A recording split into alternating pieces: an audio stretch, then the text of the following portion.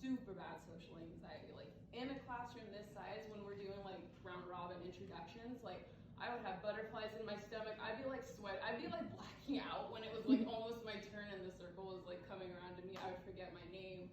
So like I had to really push myself. Like I had to like recognize that was like not a weakness. I think it was just a product of how I was raised and where I was raised. Like everyone knows who you are, so you don't have to like learn that skill of being able to introduce yourself. There's also the added challenge of like people here know your families, they know like your culture. And down there you're kind of invisible. Like people don't know that Native people still exist. They don't relate to like where you come from. So being able to kind of like express and like say who you are like proudly, like that was something I really had to work at and learn, and still am to this day. But I would just like, my advice to you guys is just like take up space unapologetically, take your time, figure out what works for you. Like just don't make yourself feel small in these spaces that like maybe weren't like designed for people that look like us and think like us and talk like us. But you know, take up space. You guys have a right to be there in all of these classes through high school. Like there's people there that are like happy to mentor you and work with you. Go up to your teachers and be like, I am really not good in like a whole classroom like speech. Like work with your teachers, like explain to them where you're coming from and like what you need. Like advocate for what you need. That's like one of the most important skills that I think I could like try to push you guys to learn. And that's my advice. Ask for help. Also, like, ask for what you want. Like, the worst thing that can happen is someone says no. And I know it seems like really hard to speak in front of people and ask for what you want and learn the things you do or ask questions, but like, the worst thing that can happen is someone says no, and those people, you're not going to know them forever.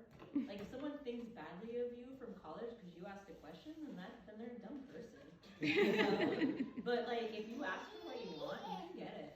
You know, and people, like she said, want to help you to speak, you know, really pursue your interests, because there are so many cool jobs here. Like, looking at this panel, these people are the people who are like, make sure your houses don't burn down, make sure you have clean water to drink, make sure you have internet at your home. Like, no matter what your interest is, there's something that you could do. So, kind of like Asia, like, again, I grew up in Orleans. My boot camp barracks room was bigger than Orleans. It was bigger than some bar put together. The room that I was in, there was more people in that room than there were in the town of Stubbs Bar. That was just not my barracks room. There was more people in that barracks room than there are people. And let me tell you, I was scared. There was times where I would go up to the guy, a drill sergeant, and I'd say, you know, hey drill sergeant, I'm scared. I don't know if I can do this. And he told me, just don't give up. Just listen.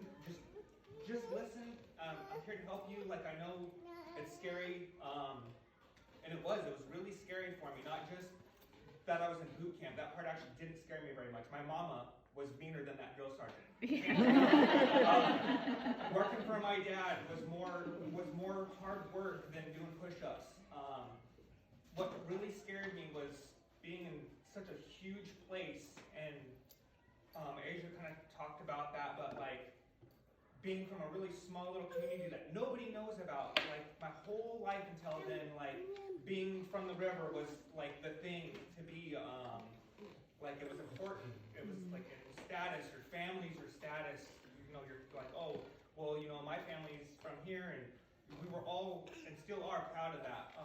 Nobody knows about that, and it's not that they're not just trying to be disrespectful, but they don't know, so they don't care. And that was kind of scary for me. But just like my drill sergeant said, like, and then when you go to college, listen to your teachers, like, let them guide you. Don't give up. Don't have an attitude. Don't definitely speak, but try not to be offended and try to understand that they're not trying to be disrespectful. They just don't know it's different for us, you know, so. It's okay to be scared, and it is going to be scary, even going to Hoopah or wherever, but listen to your teachers, try to make friends, and please, please don't give up. Go do stuff. Anything.